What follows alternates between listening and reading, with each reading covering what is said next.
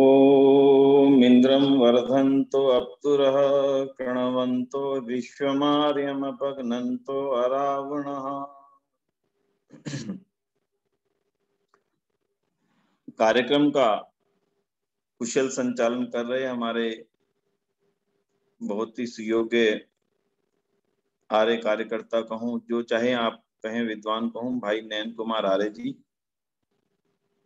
आर्य प्रतिनिधि सभा महाराष्ट्र आर्य प्रतिनिधि सभा के माननीय प्रधान जी आदरणीय योगमुनि जी, माननीय मंत्री जी राजेंद्र द्विवेदी, समस्त अधिकारीगण जिन्होंने एक मास का, श्रावण मास का एक प्रचार का कार्यक्रम निश्चित किया है और हम सभी को एक साथ जुड़ने का, आपस में बैठ करके कुछ बातें करने का अवसर दिया है।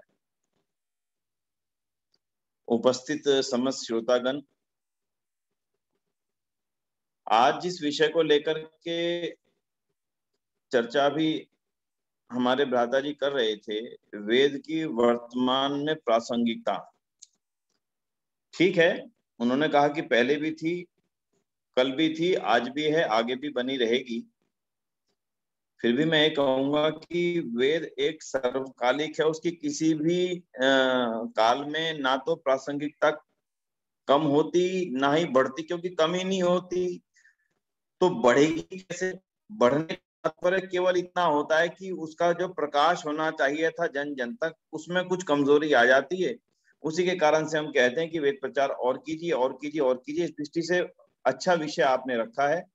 मैं आज उस विषय पर आपके समक्ष एक ऐतिहासिकता को लेते हुए अपनी बात को आपके बीच रखने का प्रयत्न करूंगा, ताकि हम लोग इस बात का एहसास कर पाए कि परम गुरु महर्षि दयानंद सरस्वती जी ने जो जिम्मेदारी आर्य समाज का निर्माण करके हम सबको सौंपी थी, वो कितनी बड़ी और कितनी महान जिम्मेदारी थी।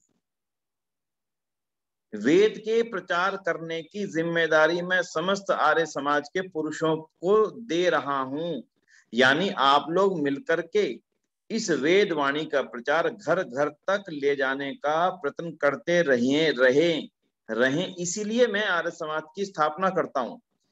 महर्षि दयानंद सरस्वती जी इस बात को जानते थे कि किसी भी व्यक्ति का जीवन असीमित काल तक नहीं रह सकता, इसीलिए इस विचारधारा को आगे बढ़ाने के लिए किसी एक संगठन की जरूरत है, जिस संगठन में एक विचारधारा के लोग हों।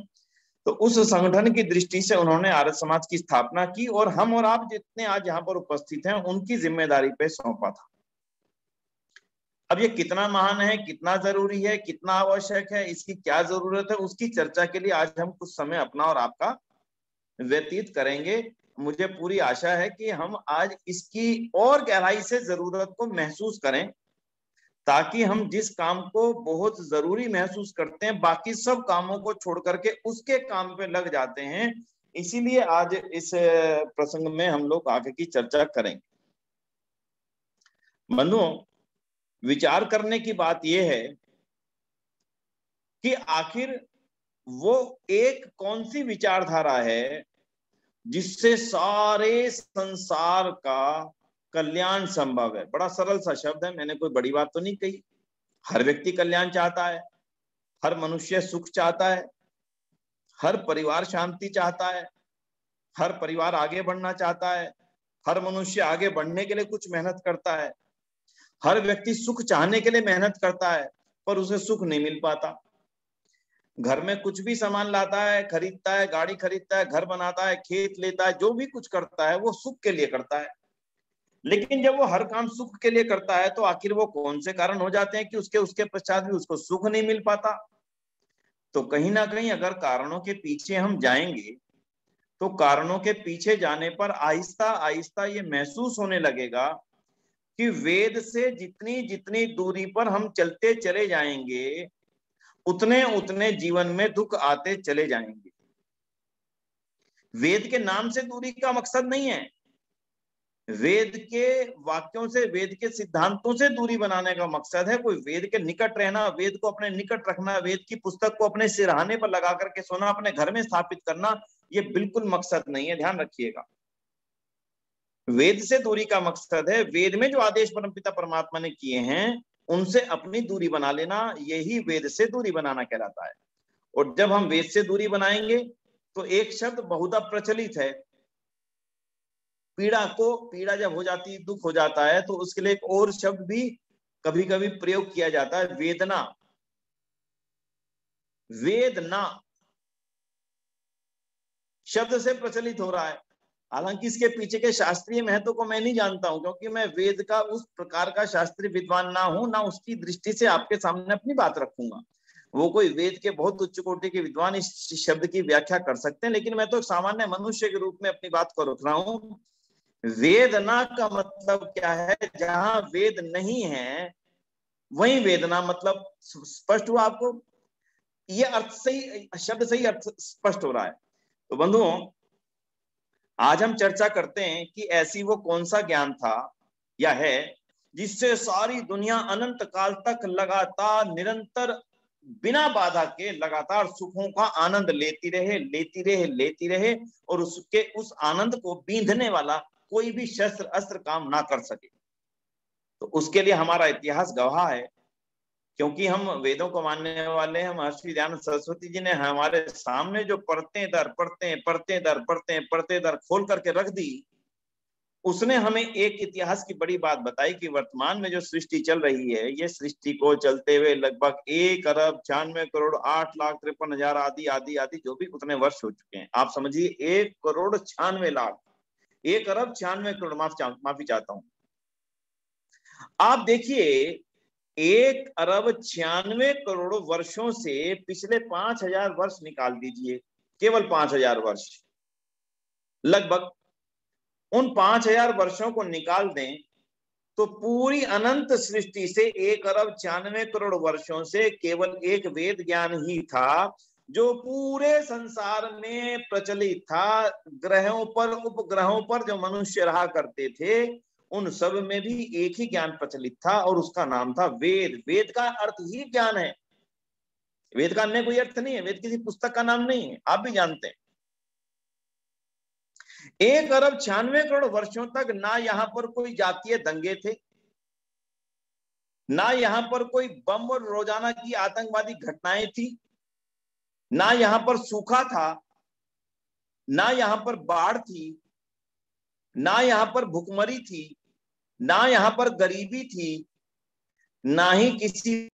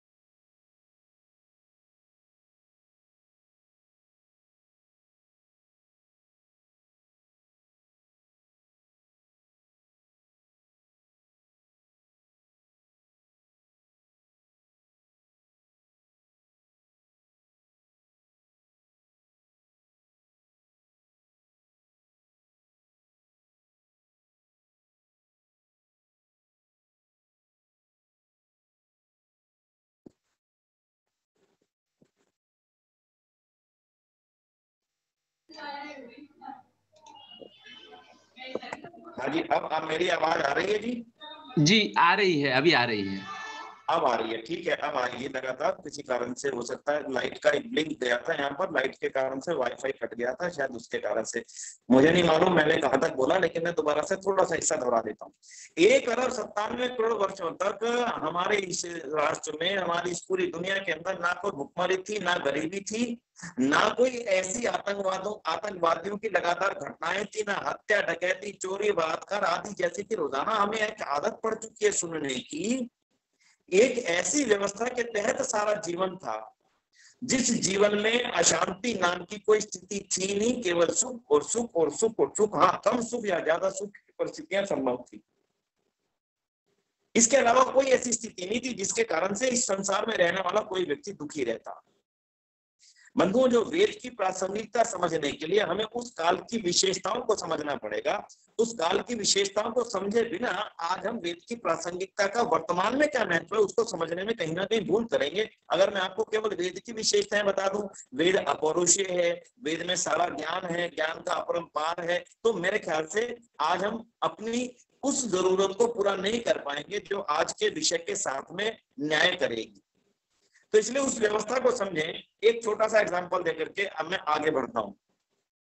हमारी इस प्राचीन काल की व्यवस्थाओं में जिसका की अवशेष कहीं ना कहीं अभी भी दिख जाते हैं, एक छोटे छोटे से चीजों को देख लेते हैं। रामायण काल के छोटी सी अवस्था को देखिएगा, एक उदाहरण के लिए देते हैं। रामायण काल के अंदर जब महाराजा राम को वनवास हो गया और वनवास होने के पश्चात में उनको जंगल में भेज दिया गया, वन में भेज दिया गया, और वन में भेजने के पश्चात में सारे लोग जितने भी थे उन्होंने भरत के ऊपर ही आरोप लगाना शुरू कर दिया कि भरत तुमने ही राजा राम को वन भेजा है ताकि तुम राज्य कर सको, ताकि तुम यहाँ के अयोध्या के राजा बन सको। बड़ा कठिन सवाल था। भरत जानते थे कि मेरा इसमें कोई योगदान नहीं है, भरत जानते थे कि मेरा मन भी नहीं कहता कि राजा राम बन जाए, लेकिन उनके ऊपर आरोप लगना स्वाभाविक था क्योंकि उन्हीं को राज्य गद्दी देने के लिए कहीं नहीं है वर मांगा था। ऐसे समय में जब भरत के ऊपर ये आरोप लग रहे थे तो भरत अन्य बातों के अलावा, जब आदमी कसम खाता है कि मेरे से कसम दिलवा लीजिए मैंने ऐसा काम नहीं किया, तो भरत की कसम के दौर में एक श्लोक में जब एक बात आती है उससे आप अर्थ लगा करके चलिएगा कि कितने उच्च कोटि के मापदंड थे हमारे इस शासन काल में, हमारे इस जीवन में, कि कहां से कहां तक सोच थी और आज हम जहां पर खड़े हैं इस सोच में हम कहां पर हैं इसका थोड़ा सा अनुमान लगाते हुए चलिएगा कि किस प्रकार की राज्य व्यवस्था उस समय वेद के अनुकूल थी। उन्होंने लिखा, उन्होंने कहा कि यदि मेरे मन में राजा राम को वन भेजने का बात भी पैदा हुई हो, सपने में भी आया हो, तब भी मुझे वो सजा मिले जो सुबह सूर्य उदय के बाद उठने वालों को मिला करती है। आप कल्पना करके देखिए बंधुओं, विचार करके देखना। भरत घोषणा करते हैं कि अगर राम को वन भेजने का विचार भी मेरे मन में पैदा हुआ हो तो मुझे वो सजा मिले जो सुबह प्रातः काल सूर्य उदय के बाद उठने वालों को मिला करती। अर्थात कल्पना करके देखिए कि सूर्य उदय के बाद उठने वाले लोगों को, कल्पना सूर्य उदय के बाद उठने वाले लोगों को क्या स्थिति होती होगी, आप इसका अनुमान थोड़ा सा लगा करके रखिएगा। उसी काल की एक और घटना को आप सुन लीजिए। 3-4 घटनाओं से आपको उस समय का एहसास होगा कि जब वेद की व्यवस्था यहाँ पर चलती थी तब किस प्रकार का जीवन यहाँ पर होता था। आपने उसी घटनाक्रम के अंदर, चीजें तो बहुत हैं लेकिन उदाहरण के लिए 1-2 चीजें जो आप और मैं दोनों जानते हैं उन्हीं के ऊपर थोड़ा सा चर्चा करूंगा। महाराष्ट्र की ही कहीं ना कहीं भूमि या फिर कहीं छत्तीसगढ़ महाराष्ट्र की भूमि थी जहां पर किष्किंधा वन था या कहाँ था, मेरे ख्याल से छत्तीसगढ़ और इसके आसपास का क्षेत्र रहा होगा। जब लक्ष्मण को राम ये पूछते हैं कि आप इनको पहचानते हैं क्या, आपने तो घटना सैकड़ों बार सुनी है, केवल उदाहरण के लिए आपको ध्यान दिलाता हूं। लक्ष्मण कहते हैं कि माता के चेहरे को तो मेरे को देखने का कभी अवसर नहीं मिल पाया क्योंकि मैं वो देख ही नहीं सकता था, हाँ चरण छूते समय मैं इनको देखता था। अब दोनों घटनाओं को आप आज के वर्तमान युग से मिला करके देखिए, पहली घटना को भी और इस घटना को भी। दोनों घटनाओं में आपको लगेगा कि तब से अब में बेहिसाब परिवर्तन आ चुका है। आज के मापदंड और तब के मापदंडों में कितना बड़ा अंतर आ चुका, उसके लिए कौन दोषी है, इसी की चर्चा के लिए आज हमारा ये चर्चा सत्र आगे के लिए बढ़ेगा।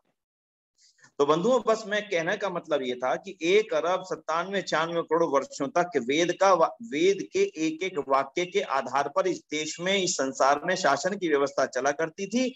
और जब से वेद के विचारों में आहिस्ता आहिस्ता परिवर्तन आना, यानी कि वेद के विपरीत विचारों का बढ़ना थोड़ा थोड़ा शुरू हुआ, उसी का परिणाम रामायण का युद्ध था। और वेद के विचारों का और ज्यादा विकृत होना जब शुरू हुआ, उसका परिणाम महाभारत का युद्ध था। और महाभारत के युद्ध के पश्चात में इस देश का और दुनिया का और मानव जाति का दुर्भाग्य था कि जिसके कारण से आज जो दंश पूरी मानव जाति झेल रही है वो परिणाम उसी युद्ध के कारणों का परिणाम है। कहते हैं सभी महापुरुष चले गए, गुरुकुलों का विनाश हो गया, वेद के विज्ञान को जानने वालों का विनाश हो गया, वेद के पढ़ने पढ़ाने वालों का विनाश हो गया, सारी शिक्षा पद्धति का विनाश हो गया, बड़े बड़े राज्य नष्ट हो गए, बड़े बड़े गुरु नष्ट हो गए, और ऐसी अवस्था में बहुत सारा साहित्य हमारा नष्ट हो गया। और ऐसी स्थिति में इस स्थिति का लाभ उठा करके किसी न किसी तरीके से अपने आप को मैं गुरु के रूप में स्थापित कर सकूं, बड़े एक विद्वान के रूप में स्थापित कर सकूं, और बड़े विद्वान के रूप में स्थापित करने के लिए मेरे पास एक ही तरीका था कि मैं अपने आप को वेद का विद्वान कहलवा सकूं। और उस वेद के विद्वान कहलवाने के चक्कर में मैंने वेदों के गलत अर्थों को करना शुरू कर दिया, बिना पढ़े अर्थों को करना शुरू कर दिया। उसका परिणाम ये हुआ कि वेद में जो लिखा था वो सामने नहीं जा पाया, जो नहीं लिखा था वैसे अर्थों को मैंने अपने स्वार्थों के कारण से संसार में प्रचलित करना जब शुरू कर दिया, ऐसी समय में ही नई विचारधाराओं के जन्म होने का रास्ता मिल गया। कैसे रास्ता मिला? ईश्वर की सही जो व्याख्या वेद के अनुसार थी, वो ईश्वर को ना मानते हुए ईश्वर को साकार मानने की परंपराओं का जैसे जन्म हुआ, तो जैन मत का प्रादुर्भाव इस संसार में हो गया। जैन मत के प्रादुर्भाव में कहीं ना कहीं वेदों के विपरीत भावनाएं थी, और वेदों के कुछ विपरीत भावनाओं को लेकर के उन्होंने एक नए मत का जन्म कर दिया। और नए मत के जन्म, अगर वो नया मत वेद से बेहतर होता, वेद मत से उच्चतर होता, वेद मत से ज्यादा संसार को सुख देने की ताकत उस मत में होती, तो फिर सारे संसार में वेद मत ना रह करके जैन मत ही रहता। लेकिन ऐसा उसमें नहीं था। इसीलिए उसके कुछ समय बाद, नई नई परंपराओं का प्रचलन होने के कुछ समय बाद, एक बौद्ध मत का प्रादुर्भाव इस संसार में हो गया। उसके प्रादुर्भाव होने के पीछे के कारणों को भी आप अच्छी तरह से जानते हैं। केवल रिलेटिवली मैं आपको उसके सामने, आपकी उन बातों को आपके सामने रखने का प्रयास करूंगा। कभी कभी मैं विचार करता हूं महर्षि दयानंद सरस्वती जी में और महात्मा बुद्ध में मूल अंतर था क्या? महर्षि दयानंद सरस्वती जी में महात्मा बुद्ध में वही अंतर था जो इस घटना में छुपा है। कहते हैं कि उस समय वेद के विपरीत आचरण आरंभ हो चुके थे। मनुष्य को मांस खाने की इच्छा थी, शराब पीने की इच्छा थी, लेकिन वेद के विपरीत चलने की इच्छा नहीं थी, वेद के विपरीत जाने का दम नहीं था। इसलिए संविधान में, क्योंकि वेद की बातें लिखी थी, इसलिए उस संविधान को बदलना उसके लिए जरूरी था। इसलिए उसमें वेद के अर्थों में ही ये डाल दिया गया कि मांस खाना तो लाभकारी है, मांस तो खाना चाहिए। शराब पीने की इच्छा राजा की थी। राजा चाहता था कि वेद के अंदर ये कहीं ना कहीं से मुझे संदर्भ मिल जाए कि शराब पीनी चाहिए, मदिरा पीनी चाहिए, और ब्राह्मण देवता को अपना कुछ थोड़ा सा सहयोग चंदा दे करके वो वेद के अंदर ये बातें लिखवाने में सफल हो गए। और ब्राह्मण देवता भी कुछ जमीन के मोह में आकर के, धन के मोह में आकर के वेद के अंदर ऐसे परिवर्तन करने में सफल हो गए, जिसका अर्थ ये था कि राजन, मदिरा का नाम ही तो सोमपान है, और सोमपान का तो सारा का सारा अर्थ वेदों के अनुसार है, वेद के विपरीत है ही नहीं, और यही सी को सोम कहते हैं। तो ऐसे ऐसे बलि प्रथा शुरू हो गई, ऐसे मांसाहार शुरू हो गया, ऐसे ही शराब और मदिरा का पान शुरू हो गया। और ये दोनों चीजें, तीनों चीजों के शुरू होने के पश्चात से जो कमियां आती चली गई, नरमेध यज्ञ का अर्थ तो था कुछ और, अश्वमेध यज्ञ का अर्थ था कुछ और, गोमेध यज्ञ का अर्थ था कुछ और, लेकिन अश्व को यज्ञों में आहुति दे देना, गौ की यज्ञों में आहुति देने का निकृष्ट अर्थ ला करके महात्मा बुद्ध को ये कहने पर मजबूर कर दिया कि अगर वेद में ऐसा लिखा है, जब बलि देते हुए किसी पशु को ले जाते देखा तो पूछा ये क्या कर रहे हैं, बताया कि ये तो किसी सेठ के यहाँ पर बालक पैदा नहीं होता है, तो उसके लिए वो अश्वमेध या गोमेध कौन सा यज्ञ करवा रहे हैं, बलि देनी है। तो उन्होंने पूछा ये कहाँ लिखा है, तो उत्तर मिला ये तो वेद में लिखा है। महात्मा बुद्ध ने ये नहीं सोचा कि वेद में ऐसा लिखा नहीं हो सकता, क्योंकि वेद तो परमपिता परमात्मा की वाणी है, भला वेद में ऐसा कैसे हो सकता है कि उसी के किसी प्राणी को, यानी उसी की पैदा की गई एक इस सारी संतति में से एक को उठा करके मार दिया जाए। लेकिन महात्मा बुद्ध ने ये नहीं सोचा महात्मा बुद्ध ने केवल ये कहा, अगर ऐसा वेद में लिखा है तो मैं ऐसे वेद को नहीं मानता।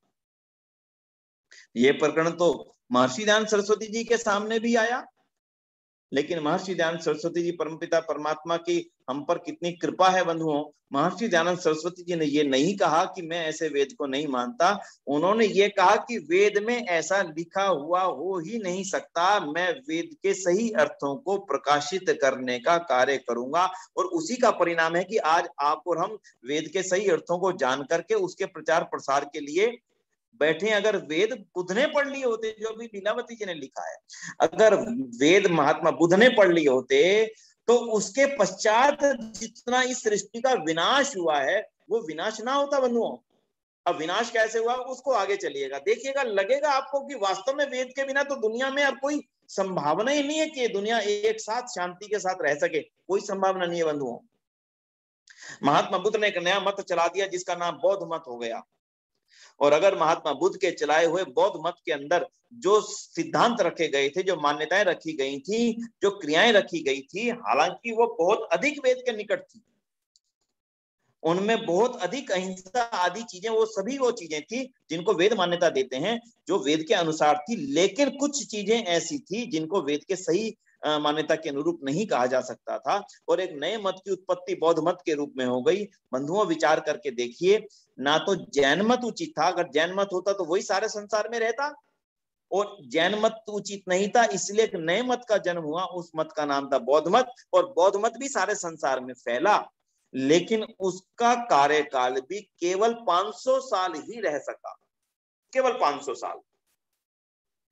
500 साल में ही बौद्ध मत की चूलें हिलनी शुरू हो गई, और उनकी चूलें यानी उनकी नींव हिलाने वाला एक और महापुरुष इस संसार में आया, जिस महापुरुष का नाम था, हालांकि वो 2000 साल से कुछ समय पहले आया, मैं गिनती की दृष्टि से एकदम से एग्जैक्ट नहीं बता सकूंगा, लगभग 300-400 साल पहले आप मान सकते हैं। उनका नाम था अब्राहम। अब्राहम वो देवता थे, अब्राहम वो महापुरुष थे जिनको हम आधुनिक रूप से कह सकते हैं कि यहूदी धर्म का, यहूदी मत का, मुस्लिम मत का और ईसाई मत का जन्मदाता अगर कोई था तो उसका नाम था अब्राहम। अब्राहम के जीवन की घटना आप सबको जाननी ही चाहिए। अब्राहम के समय में भी बौद्ध मत और जैन मत के कारण से मूर्ति पूजा प्रचलित हो चुकी थी। असली ईश्वर को लोग भुला चुके थे, जो सामने मूर्ति रखी है उसी को ईश्वर मानने का गलत कार्य, गलत सोच बना चुके थे, जिसके कारण से अब्राहम के अंदर एक ज्योति जागृत हुई। अब्राहम की घटना आती है जो कि प्रचलित है पूरी दुनिया में। अब्राहम के पिता मूर्ति बनाने का काम किया करते थे। अब्राहम कहते थे कि जिनको तुम भगवान कहते हो ये भगवान नहीं है, पर उनके पिता कहते थे शांत रहे, यही भगवान है। पर अब्राहम नहीं मानता था, अब्राहम के मन में शांति नहीं आती थी। एक दिन अब्राहम ने अपने पिता के घर में रखी हुई सारी मूर्तियों को अपने हाथों से तोड़ डाला, और तोड़ने के बाद में एक बड़ी मूर्ति के हाथ में एक हथौड़ा पकड़ा दिया। जब पिताजी वापस घर पर आए, कमरे में गए, तो देखा कि ये तो सारी मूर्तियों के हाथ पैर मुंह तोड़ दिए गए। उन्होंने पूछा ये किसने किया अब्राहम, ये किसने किया ऐसा? तो अब्राहम बोला कि इन मूर्तियों में आपके जाने के बाद में काफी झगड़े हुए एक दूसरे को लेकर के, और एक बड़ी मूर्ति ने इन सब के हाथ पैर तोड़ मारे। अब्राहम के पिता बड़े गुस्सा हुए, बोले ऐसा कैसे हो सकता है कि बेजान मूर्तियां एक दूसरे के हाथ पैर तोड़ देंगी? तो अब्राहम बोला, पिताजी आज तक मैं आपको यही तो बात कहता था कि ये बेजान मूर्तियां ये भगवान नहीं हो सकती, आप इनको भगवान कहकर पूजा करते हैं, भगवान नहीं हो सकती हैं। आज आप अपने आप इस बात को कह रहे हो कि ये बेजान मूर्तियां जब अपने एक दूसरे का हाथ पैर नहीं तोड़ सकती, इस कमरे में बंद रह करके तो सारे संसार का पालन पोषण ये कैसे कर लेंगे? इसलिए ये ईश्वर नहीं है। इसलिए उस अब्राहम ने एक नए मत का जन्म हुआ, और उस नए मत के पश्चात में वो भी मत अपने आप में पूर्ण नहीं था। अपने आप में अगर वो मत पूर्ण होता तो शायद वही सारे संसार में प्रचलित हो गया होता। लेकिन उस अब्राहम द्वारा शुरू किए गए नए मस्तक और नए पुस्तक के पश्चात भी कुछ ही समय बाद एक और महापुरुष का जन्म इस संसार में हुआ, उसका नाम था ईसा मसीह। और ईसा मसीह ने भी पहले से फैली हुई कुरीतियों को देखा, उन कुरीतियों को देख करके कहा कि नहीं, ये ईश्वर नहीं है, ईश्वर का ये स्वरूप गलत है, ईश्वर का तो ये स्वरूप होना चाहिए। और उन्होंने अपने तरीके से उपदेश करके एक नए मत का जन्म किया और उस नए मत का नाम था ईसाई मत, जो मूल रूप से अब्राहम द्वारा शुरू किए गए मत का ही एक बिगड़ा हुआ या बदला हुआ रूप था, और इसके अलावा वो कुछ नहीं था। लेकिन उसको राज्य सत्ता मिल गई और वो बढ़ने लगा तेजी से, ईसाई मत का प्रचार प्रसार हो गया।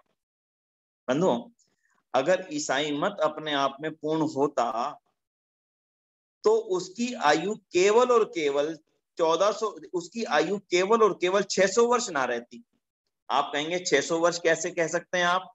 600 वर्ष में इसलिए कह सकता हूं कि आज से 2000 साल पहले, लगभग अब 2100 बोलना चाहिए, 2000, ठीक है 2000 ही बोलना चाहिए, सन 2000 साल पहले ईसाई मत शुरू हुआ, लेकिन 1400 साल पहले मुस्लिम मत का भी प्रादुर्भाव हो गया, और मोहम्मद नाम के एक संत या मोहम्मद नाम के एक महात्मा कहें, मोहम्मद नाम के महापुरुष कहें, वो इस संसार में आए। उन्होंने देखा कि जो कुछ चल रहा है ये अनुकूल नहीं, ऐसा नहीं होना चाहिए। उन्होंने एक नए मत का प्रादुर्भाव कर दिया। वो मत जैन के भी विपरीत था, वो मत बौद्ध के भी विपरीत था, वो मत ईसा के भी विपरीत था, वो मत वेद धर्म के भी विपरीत था। अगर वो मत वेद धर्म के ही निकट होता तो फिर से सारे संसार में किसी और धर्म के, किसी और मत के आने की आवश्यकता नहीं थी। ना कुरान की आवश्यकता थी, ना बाइबल की आवश्यकता थी, ना इंजील की आवश्यकता थी, ना ही जो महात्मा अब्राहम ने जिन पुस्तकों को लिखा था ना उनकी आवश्यकता थी, ना ही जिन ग्रंथों की रचना बौद्ध भिक्षुओं ने की थी ना उनकी आवश्यकता थी, और जिन ग्रंथों की रचना जैन मुनियों ने की थी ना उनकी आवश्यकता थी। बंधुओं, विचार करके देखना। लेकिन इन सब में एक समानता थी कि वेद का कुछ ना कुछ अंश इन सभी ने अपने भीतर रखा, तभी उनके मतों का दूसरे मतों से ज्यादा प्रचार उस समय हो सका। और उसके पश्चात से आज तक इस प्रकार से यहूदी धर्म, पारसी मत, जैन मत, बौद्ध मत, ईसाई मत और मोहम्मदी मत यानी मुस्लिम मत लगातार चलता चला आ रहा है। और अगर आज दुनिया के अंदर अशांति का कोई एक कारण है बंधुओं, अकेला कोई एक कारण है, तो वो एक कारण है ईश्वर की मान्यताओं का अलग अलग यानी कि सबका एक दूसरे से विपरीत होना। आज के सारे संसार की अशांति के पीछे अकेला एक कारण है ईश्वर की मान्यता का विपरीत होते चले जाना। जब तक वेद था तब तक एक ईश्वर था, एक संविधान था, एक विधान था, एक कानून था, एक मनुस्मृति थी, उसी के आधार पर सारी दुनिया का संचालन होता था। आपके महाराष्ट्र में, आपके औरंगाबाद में, आपके लातूर में अगर एक समय में, आप अब मेरी बात का आराम से विचार करना, धैर्य से विचार करना बंधुओं, ट्रैफिक पुलिस के 4 संविधान हो जाएं, ध्यान देना। एक संविधान ये कहने लगे कि रेड लाइट पे रुकना चाहिए, हरी लाइट पे चलना चाहिए। दूसरा संविधान ये कहने लगे कि पीली लाइट पे रुकना चाहिए, रेड लाइट पे चलना चाहिए।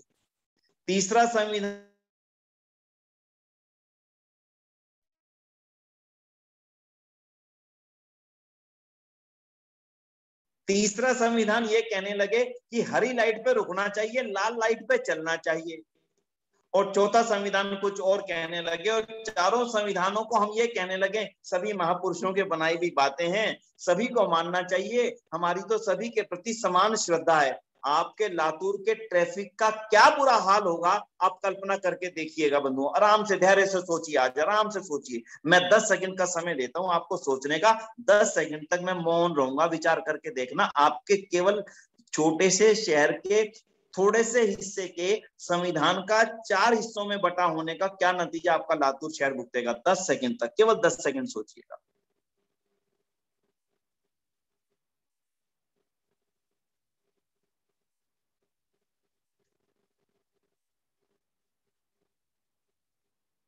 कल्पना की बंधुओं, क्या हालत होगी? क्या किसी रेड लाइट पर आप लोग आराम से जा आ सकेंगे? रोजाना टक्करें होंगी, रोजाना मुकदमे होंगे न्यायालय के अंदर।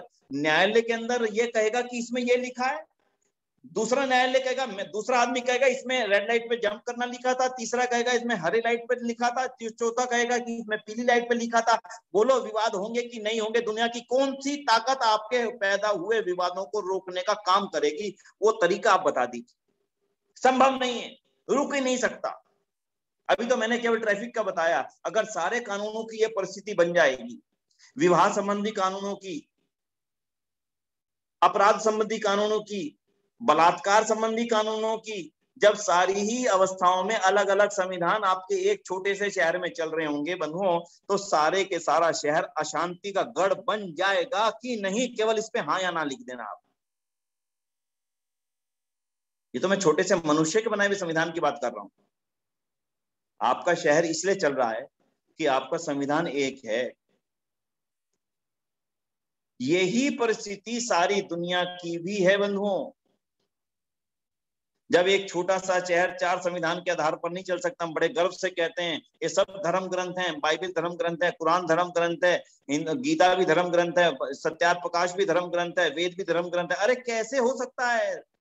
जब धर्म 2 नहीं हो सकते तो धर्म ग्रंथ 2 कैसे हो सकते हैं? संभव नहीं है। ये वर्चुअल चर्चा, इसलिए इसकी सीमाएं हैं। मैं बोल रहा हूं, मैं आपको देख नहीं पा रहा हूं, मैं चाहता आपसे कुछ सुनना, आपसे सुन नहीं पा रहा हूं, लेकिन इस बंदिश में भी हम अपनी बातों को आपस में शेयर कर पा रहे हैं। मुझे पूरा विश्वास है कि मैं जिन चीज बिंदुओं पे बात करूंगा उन बिंदुओं को आप तक पहुंचने में मैं कामयाब हो सकूंगा, पहुंचाने में।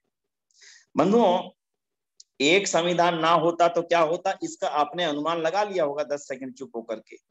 और यदि सारे विधानों में यह परिस्थिति आती तब भी आज हमारी दुनिया कैसे चल रही है? मैं तो वेद को भी मानता हूं, मैं तो गीता को भी मानता हूं, मैं तो कुरान को भी मानता हूं, मैं तो बाइबल को भी मानता हूं, मैं तो इंजील को भी मानता हूं। तो बंधुओं, विवाद कैसे समाप्त होंगे इस दुनिया से, उसका रास्ता मुझे तो नजर नहीं आता। किसी को नजर आता हो तो उसको आगे आकर के बताना चाहिए। मैंने अभी आरंभ में एक बात कही थी, जब तक वेद का साम्राज्य था तब तक 1 अरब 97 करोड़ वर्षों तक सृष्टि निर्बाध चलती रही। और वेद के साम्राज्य के निकटते ही, यानी कि वेद के विपरीत शासन आते ही, पिछले 4000 वर्षों में इस दुनिया में हजारों मत आ चुके हैं। ये तो मैंने 4 तो मुख्य मत आपके सामने रखे हैं, हजारों मत आ चुके हैं। और ईमानदारी से बताइए कि क्या चारों मतों में आपस में झगड़े हैं? केवल ईसाई मुसलमान से झगड़ता है? केवल ईसाई हिंदू से झगड़ता है? क्या हिंदू केवल मुसलमान से झगड़ता है? आप कहेंगे नहीं भाई साहब, गलत कह रहे हैं, मुसलमान मुसलमान से झगड़ता है। वो कुरान भी एक नहीं है खुद में अपने आप के अंदर। कुरान के मानने वाले भी एक दूसरे से झगड़ते हैं, और 1-2 बार नहीं है, पूरी 1400 साल का इतिहास है। यानी कि कुरान यानी मुस्लिम मत के आरंभ होने से ही वो रक्त रंजित इतिहास है कि घर के घर वालों ने मारा, दूसरा भी कुरान को मानने वाला था, ये भी कुरान को मानने वाला था, दोनों ने एक दूसरे को मारा। अब आप कहेंगे महाभारत में भी तो ऐसा ही हुआ था भाई साहब, तो आपने कुरान की गलती क्यों निकालते हो? यही तो दोष था।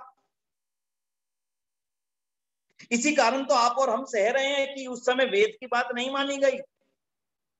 यही तो मेरा उत्तर है। अगर उस समय वेद की बात मानी गई होती, वेदानुसार आचरण होता, तो महाभारत का युद्ध होता ही नहीं बंधुओं। इसलिए थोड़ा सा वो और आगे चलते हैं एक एक चीज को लेकर के, वेद की आवश्यकता है क्यों। तो बंधुओं, अभी आपने एक बात को अच्छी तरह से समझ लिया, दुनिया में एक संविधान होगा तो ही दुनिया ठीक से चल सकेगी। अलग अलग संविधानों से दुनिया शांति से नहीं चल सकती, किसी कीमत पर भी नहीं चल सकती है। लेकिन आज दुर्भाग्य से हम इन सारे संविधानों को लेकर के एक साथ इकट्ठा चलने की कोशिश कर रहे हैं, जो कभी भी संभव नहीं हो पाएगी। जैसे ट्रेन जो 2 पटरियों पे जा रही है ना, इन 2 पटरियों पे चलते हुए आप ये सोचें कि ये इस पे भी चल ले, इस पे भी चल ले, उस पे भी चल ले, तो नहीं चल सकेगी।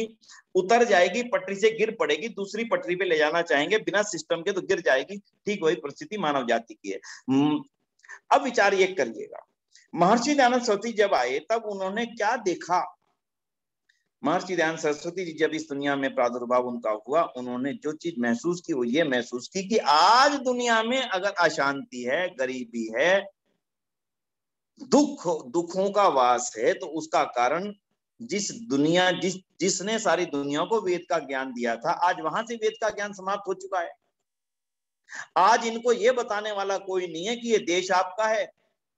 आज इनको ये बताने वाला कोई नहीं है कि तुम तो सारी दुनिया को विश्व गुरु बनाने वाले थे, तुम तो सारी दुनिया में ज्ञान फैलाने वाले थे, तुम तो सारी दुनिया को सारा ज्ञान विज्ञान देने वाले थे। आज उनको ये बताने वाला भी कोई नहीं है। महर्षि दयानंद ने जब ये महसूस किया बंधुओं, तब उन्होंने एक बीड़ा मन में उठाया कि मुझे उसी वेद का प्रकाश संसार में करना है, जिस वेद के कारण से सृष्टि निर्बाध भाव से 1,97,00,00,000 वर्षों तक बिना किसी बाधा के चलती रही थी।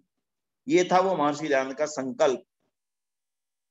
आने वाले काल में भी जब तक, जैसे अब उदाहरण वहीं पे लौट जाइए, उसी लातूर की गलियों में लौट जाइए, जब 10 जज बैठेंगे, 10 जज बैठ करके फैसला करेंगे कि नहीं भाई, एक ही संविधान चलेगा मेरे लातूर के अंदर, रेड लाइट पे रुकना है, ग्रीन लाइट पे चलना है, बाकी सारे डिसगार्ड किए जाते हैं, हटाया जाता है, इन सबको दूर फेंक दो, जला दो, तभी उसी समय ही आपका लातूर बिल्कुल ठीक से चलने लगेगा, कोई दिक्कत नहीं आने वाली है। बंधुओं, जिस क्षण वेद की मान्यता, अच्छा अब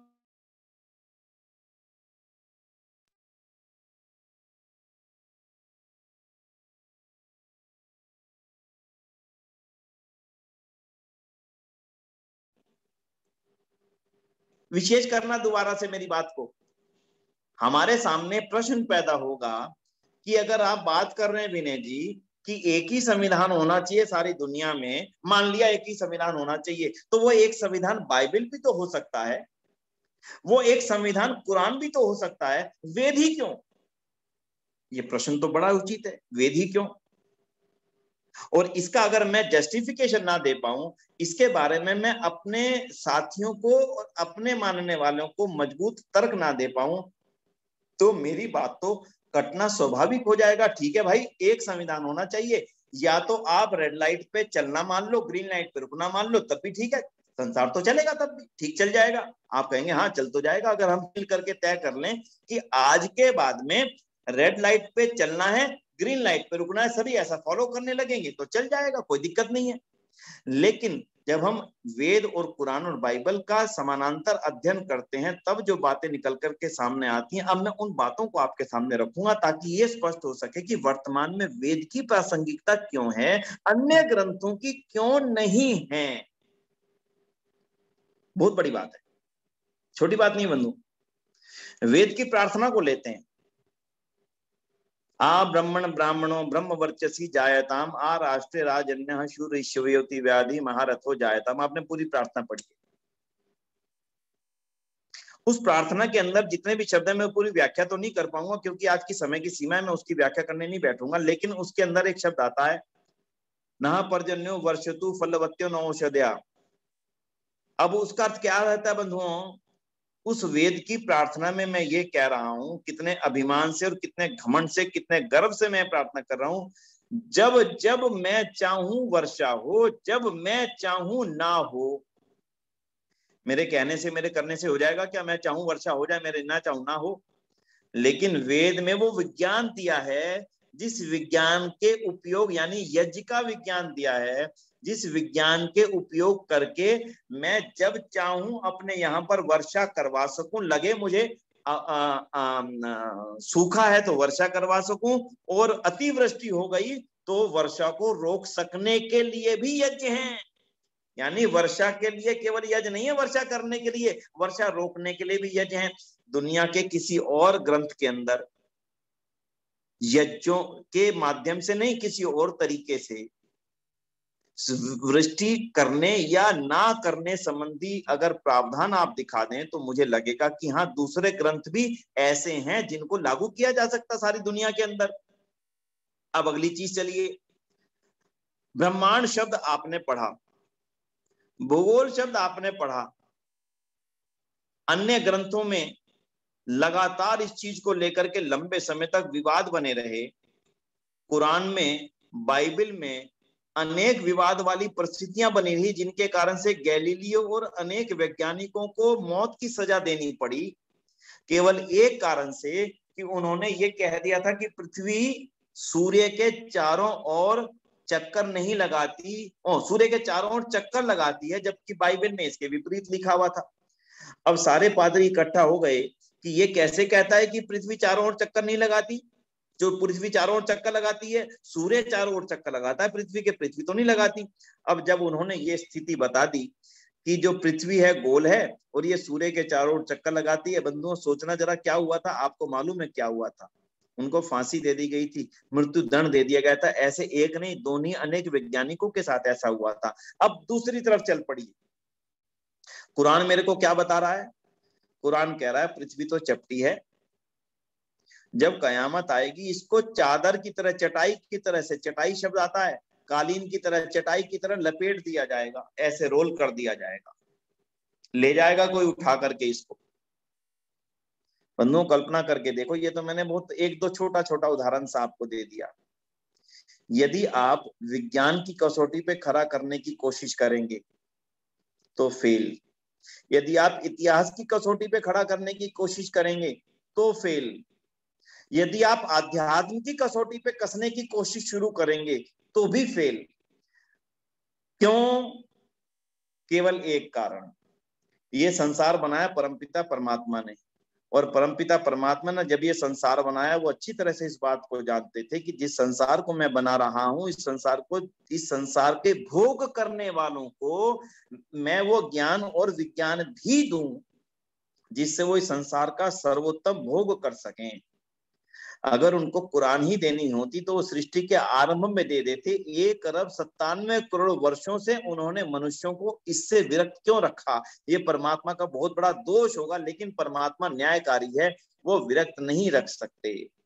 इसलिए ईश्वर का आदेश है वेद। वेद प्रार्थना नहीं है, वेद निवेदन नहीं है, वेद सुझाव नहीं है, वेद आदेश है।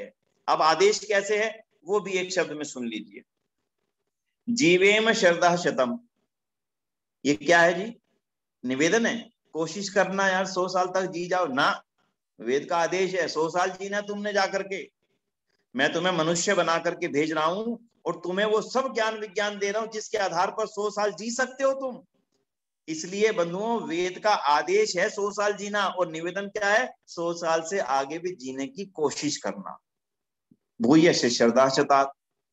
अगर हम वेद का एक एक वाक्य उठा लें और एक एक शब्द, एक एक वाक्य, एक एक मंत्र का एक एक शब्द का अर्थ उठा करके चलेंगे तो मुझे ऐसा लगने लग जाएगा एक एक करके आहिस्ता आहिस्ता करते हुए कि परमपिता परमात्मा ने मनुष्यों को अपनी गोदी में बैठा करके, जैसे माँ दुग्ध पान कराती है और अमृत पान कराती है, और अमृत पान करते हुए बेटा भी प्रसन्न होता है, पुत्र भी प्रसन्न होता है, माता भी प्रसन्न होती है, दोनों एक दूसरे को प्रसन्नता से देखते हुए दुग्ध पान करते हैं। ठीक ऐसे ही परमपिता परमात्मा की गोद में बैठ करके वेद का पान करने वालों को जो आनंद आता है बंधुओं, वेद के पान करने वालों को, वेद के पठन पाठन करने वालों को, अभी गीत चल रहा था, वेद पढ़ा जाए और हवन किया जाए, ऐसे परिवार को तो स्वर्ग कहा जाए। ये वास्तविकता है। वेद के पाठ करने वालों को, वेद का गान करने वालों को, वेद के आधार पर अपना जीवन यापन करने वालों को कभी सपने में भी ये ख्याल नहीं आता कि दूसरे को जाकर के तलवार से मार दिया जाए, दूसरे को जाकर के छुरी चाकू से काट दिया जाए, दूसरे को जाकर के गोली बंदूकें चला करके मार दिया जाए। ये ख्याल भी उसके हृदय में नहीं आता। जब सब मनुष्य वेद के आधार पर ही पढ़ेंगे, वेद के आधार पर ही चलेंगे, वेद के आधार पर उन्हें शिक्षा होगी, तो बताओ इस दुनिया के अंदर जितनी पीड़ाएं आज आप और कल देख रहे हैं उनके आने का कारण क्या रह जाएगा? इसलिए आज वेद की आवश्यकता 3 कारणों से है। पहला कारण, अलग अलग संविधानों का दुनिया में लागू हो जाना। अरब लोग कहते हैं हम तो कुरान पर चलेंगे, ईसाई लोग कहते हैं, यूरोपियन कंट्रीज हम तो बाइबल के आधार पर चलेंगे। हालांकि वो बाइबल के आधार पर चल नहीं रहे हैं, मजबूरन उनको वेद के आधार पर चलना पड़ रहा है। उनकी ज्यादातर नीतियां अगर आप देख लें, ज्यादातर कानून आप देख लें तो मनुस्मृति के आधार पर बने बंधु, कुरान के और बाइबल के आधार पर नहीं बने। अगर बाइबल के आधार पर कानून बन जाते तो उन देशों का चलना मुश्किल हो जाता। इसलिए पहला जरूरत वेद की आज की प्रासंगिकता सबसे बड़ी यह है कि अलग अलग कानूनों से सारी दुनिया में मनुष्य समाज एक नहीं रह सकता, एक साथ नहीं चल सकता, उसकी मजबूरी है एक दूसरे से विवाद करना, उसकी मजबूरी है एक दूसरे से झगड़ना, उसकी मजबूरी है एक दूसरे से लड़ना, उसकी मजबूरी है एक दूसरे को समाप्त कर करके खुशी मनाना, क्योंकि उनके अपने धर्म ग्रंथों में वो लिखा है।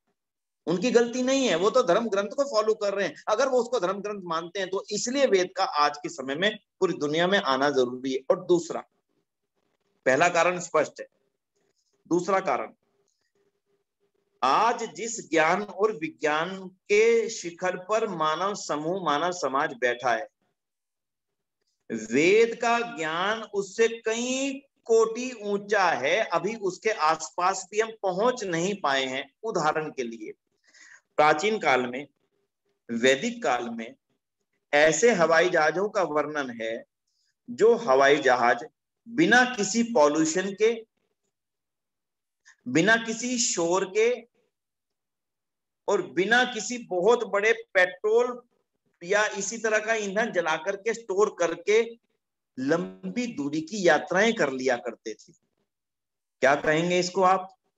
हो सकता है सौर ऊर्जा से चलने वाले हों, हो सकता है पवन ऊर्जा से चलने वाले हों, हो सकता है परमाणु ऊर्जा की भी कोई और बहुत ही बेहतर विधि से चलने वाले हों। लेकिन यह निश्चित है कि महाभारत काल और जितना भी साहित्य इस समय उपलब्ध है वो इस बात का गवाह है कि उस काल में इतनी उच्च कोटि के वायुयान उपलब्ध थे जिनका आसपास भी आज हम देख नहीं पा रहे हैं। हम उस तरफ बढ़ तो रहे हैं, लेकिन वेद के बिना, वेद के ज्ञान के बिना, वेद के विज्ञान के बिना संसार में मौजूद कोई भी साइंस, कोई भी मैथमेटिक्स का सिद्धांत, किसी भी इकोनॉमिक्स का सिद्धांत, किसी भी मेडिकल साइंस का सिद्धांत संभव नहीं है कि उसका प्रतिपादन कर दिया जाए, उसको बढ़ा दिया जाए। मेडिकल साइंस के सिद्धांत के लिए आयुर्वेद, इकोनॉमिक्स के विकास के लिए अर्थवेद, और सारे ज्ञान और विज्ञान और जितना भी युद्ध ज्ञान है, युद्ध कलाएं हैं, उनसे जुड़ी हुई जितना भी ज्ञान विज्ञान था उनके लिए धनुर्वेद, और जितनी भी और सारी विद्याएं हैं उनके मूल में वेद ही स्थापित है। इसलिए यदि हम ज्ञान और विज्ञान के शिखर पर पहुंचना चाहते हैं तो वो शिखर पर पहुंचाने का दावा ना तो कुरान कर सकती, ना बाइबल कर सकती, ना जैनियों के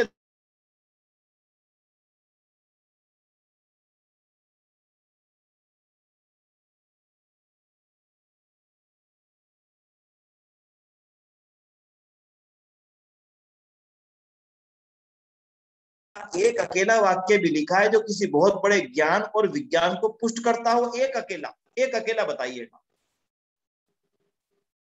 सिंगल। मैथमेटिक्स में आज जितनी भी शाखाएं चलती हैं, चाहे ट्रिग्नोमेट्री हो, चाहे अर्थमेटिक हो, चाहे जितनी भी ज्योमेट्री हो, इन सभी शाखाओं के मूल में वेद बैठे हैं, वेद बैठा है। भाषा के मूल में वेद बैठा है। भाषा का विकास बिना वेद ज्ञान के संभव नहीं है। विज्ञान का विकास बिना वेद ज्ञान के संभव नहीं है। आयुर्वेद का विकास यानी मेडिकल साइंस का विकास बिना वेद ज्ञान के संभव नहीं है। चाहे आप विज्ञान की, ज्ञान की, इस संसार में चलने वाले किसी भी ज्ञान विज्ञान की किसी भी एक शाखा का नाम ले लें, अगर हम उसको पकड़ करके आगे बढ़ना चाहते हैं बंधुओं, एक उदाहरण के लिए, जब महाभारत का युद्ध चल रहा था, महाभारत के युद्ध के चलते धृतराष्ट्र अपने स्थान पर बैठे हुए लाइव टेलीकास्ट देख रहे थे। हाँ जी, देख रहे थे कि नहीं देख रहे थे लाइव टेलीकास्ट? उस लाइव टेलीकास्ट को उनको बताने का काम कर रहा था संजय। संजय कैसे देख रहा था? अरे आज भी तो हम अपने मोबाइल के ऊपर लाइव टेलीकास्ट देखते हैं कि नहीं देखते? लाइव टेलीकास्ट देखते हैं। यदि ये विज्ञान उस समय मौजूद थे और इससे कहीं आगे के मौजूद थे, पृथ्वी के अंदर से यात्राएं करने का अनुमान आता है, अन्य ग्रहों पर जाने के लिए, अलग अलग ग्रहों पर जाने के लिए अलग अलग तरह के यान तैयार करने का हमारे यहाँ पर वर्णन आता है, अलग अलग ग्रहों से विवाह संबंधों को बनाने का हमारे यहाँ पर वर्णन आता है। अगर हमारे पास उस समय के, अगर दूसरे ग्रहों पर जाने के लिए हमारे पास में कोई साधन ही ना होते तो बंधुओं बोलो हम कैसे उन स्थानों पर जाने की सीमा में सोच सकते थे? लेकिन हमारा ज्ञान था, हमारा विज्ञान था। क्या ऐसा ज्ञान और विज्ञान संसार के किसी और प्रचलित मत पंथ के किसी धर्म ग्रंथ में अगर कोई खोज के ला सकता हो तो मैं आपके सामने निवेदन करूंगा कि हमें उसको फॉलो करना चाहिए, वेद को छोड़ देना चाहिए। चाहे वो गीता हो, चाहे वो गुरु ग्रंथ साहब हो, चाहे वो जरथुस्त्र की किताबें हो, जरथुस्त्र की जो पुस्तकें हैं, मैं नाम थोड़ा सा भूल रहा हूँ, चाहे वो बाइबल हो, चाहे इंजील हो, चाहे कुरान हो, चाहे कुरान मजीद के साथ में जुड़ी हुई जितनी हदीसें हो, जितनी हजारों लाखों हदीसें हो, क्या उनमें ज्ञान विज्ञान के एक भी मूल को लेकर के आगे बढ़ने का सामर्थ्य है? अगर नहीं है तो हमें मानना चाहिए कि वर्तमान में मनुष्य जाति को एक ही ग्रंथ की आवश्यकता है और उसका नाम है वेद। दूसरे किसी ग्रंथ से हम जीवन में आगे नहीं बढ़ सकते। हाँ, ये हमारा दुर्भाग्य है कि वेद के ऊपर जितना काम आर्य समाज को करना चाहिए था, वेद के विज्ञान को बढ़ाने का जितना सामर्थ्य आर्य समाज में होना चाहिए था, हम उसमें अक्षम रहे हैं। ये हमारी दुर्बलता है, ये हमारी कमजोरी है, जिसको दूर करने का हम सभी को मिलकर के प्रयत्न करना चाहिए, कर भी रहे हैं। लेकिन जिस गति से कर रहे हैं, मुझे लगता है उससे और अधिक गति उसकी बढ़ानी चाहिए। तो पहला मैंने कहा था, एक संविधान चाहिए दुनिया को शांति से चलने के लिए, इसलिए वेद की जरूरत है, इसलिए वेद के प्रचार की आवश्यकता है। दूसरा था, विज्ञान के लिए हमें वेद के प्रचार प्रसार की आवश्यकता है। और तीसरी और अंतिम जरूरत को और समझ लीजिए। तीसरी और अंतिम जरूरत क्या है? एक तराजू चाहिए आपको, बांट बट्टा जिसको बोलते हैं, 1 किलो 2 किलो 5 किलो। अगर कोई मापदंड आपके पास नहीं है तो आप किसको ठीक और किसको गलत मानेंगे? दोबारा से समझिएगा, अगर आपके पास में ये मापदंड नहीं है कि ये चीज ठीक है और बाकी किसी चीज को भी टेस्ट करना हो तो इसके आधार पर टेस्ट करना पड़ेगा। यानी 1 किलो का बट्टा एक तरफ रख करके दूसरी तरफ आप जब आम रखते हैं तो आपको अनुमान हो जाता है कि ये 1 किलो आम है, क्योंकि ये इसके बराबर है। अगर 2 किलो के बंटे रख करके दूसरी तरफ आप रखेंगे 2 किलो आम और बराबर तराजू हो जाएगी, तो आपको लगेगा कि हाँ ये इसके बराबर है, मुझे विश्वास है, लो भैया 2 किलो आम के पैसे ले लो, मुझे 2 किलो आम दे दो। बंधुओं, अगर इसके विपरीत आपके पास में बांटों का साइज अलग अलग हो, कोई 1 किलो के बांट की जगह 2.5 किलो को 1 किलो कह रहा हो, कोई 5 किलो रख करके 1 किलो कह रहा हो, और कोई 500 ग्राम रख करके 1 किलो कह रहा हो, तो सारी दुनिया पागल बन जाएगी कि नहीं बन जाएगी? विचार करके बताना, हाँ या ना तो करो। विचार करके देखना, कोई 2.5 किलो को कह रहा है 1 किलो है जी ये, कोई 250 ग्राम को कह रहा है 1 किलो है जी ये। इसलिए वेद हमारे मापदंड हैं, ठीक और सही और गलत को बताने के लिए हमारे को एक मजबूत आंक वो चाहिए, एक बेस चाहिए, और वो बेस हमारे पास केवल वेद हैं। क्योंकि वेद संसार में सबसे प्राचीन काल यानी सृष्टि के आरंभ में परमपिता परमात्मा ने तब दिए थे जब वो जानते थे कि सृष्टि के संचालन के लिए मुझे देना आवश्यक है। उनके मन में किसी को लेकर के वैर और द्वेष की भावना नहीं थी। लेकिन जब मनुष्यों के द्वारा ग्रंथ लिखे गए, चाहे वो जैनियों के लिखे गए, चाहे वो बौद्धों के लिखे गए, चाहे वो ग्रंथ गुरु ग्रंथ साहब लिखे गए, चाहे वो बाइबल लिखी गई, चाहे वो कुरान लिखे गए, इन सभी को लिखने वाले मनुष्य थे। मनुष्य के मन में किसी ना किसी रूप में एक दूसरे के प्रति जो उससे पहले चला आ रहा है, ध्यान देना, जो उससे पहले चला आ रहा है उसके प्रति विद्वेष का भाव होने के कारण से ही तो उसने नया मत आरंभ किया, उसके प्रति गलत धारणा होने के कारण से ही तो उसने नया मत आरंभ किया। इसलिए वो हमारे मापदंड नहीं हो सकते। इसलिए बंधुओं, वेद ही आज के समय की वो ज्ञान और विज्ञान की पद्धति है जिसको संसार में फैला करके हम संसार में एक शांति का दौर वापिस ला सकते हैं। जैसे 1 अरब 97 करोड़ वर्षों से निर्बाध रूप से दुनिया चलती चली जा रही थी, किसी प्रकार का कोई दुख इस दुनिया में नहीं था। वैसे ही संसार अगर आप चाहते हैं, वैसे ही संसार को पुनः हम देखना चाहते हैं, तो वेद के प्रचार प्रसार के लिए हमें लगातार अनवरत निरंतर लगातार हमें वेद के आधार पर सारे संसार के प्रचार और प्रसार में लग जाना चाहिए। महर्षि दयानंद ने यही हमारे को एक जिम्मेदारी दी थी, आओ मिलकर के इस वेद के प्रचार प्रसार करने की जिम्मेदारी को हम अपना परम धर्म समझें। इसलिए स्वामी दयानंद ने जब आर्य समाज के नियम बनाए, उन नियमों में एक नियम बनाया वेद का पढ़ना और आगे पढ़ाना, फिर सुनना, साथ में जोड़ा सुनाना। यानी कि वेद का पढ़ना और पढ़ाना, सुनना और सुनाना सब आर्यों का मतलब आर्य समाज के लोगों से नहीं है। आर्यों का मतलब आर्य समाज के सदस्यों से नहीं है। आर्यों का मतलब है जो भी परमपिता परमात्मा को साक्षी मान करके संसार के कल्याण के लिए कुछ करने की इच्छा रखता है, वेद के मार्ग पर चलने की इच्छा रखता है, उन सब का ये परम धर्म है।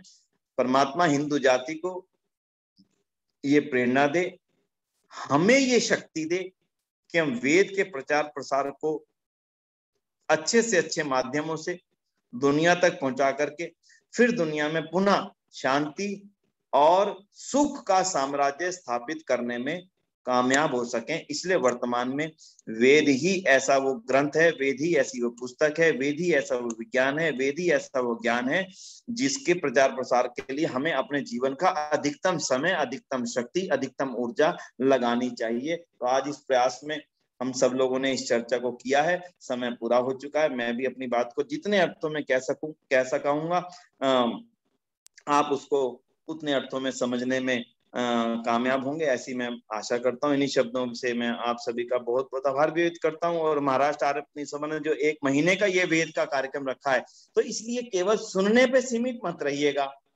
सुनाने वाले शब्द को मत भूलिएगा, पढ़ने पे सीमित मत रहिएगा, पढ़ाने के शब्द को जरूर जोड़ लीजिएगा।